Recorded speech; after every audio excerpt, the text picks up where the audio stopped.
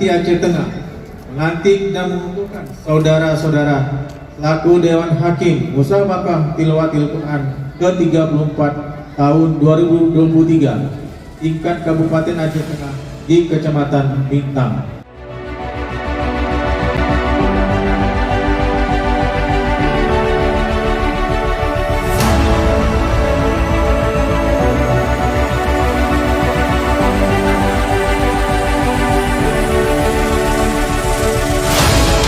Melalui semangat MTQ, mari kita galakkan suasana kehidupan yang selalu berdampingan dengan Al-Quran dan membentuk masyarakat yang berakhlakul karimah.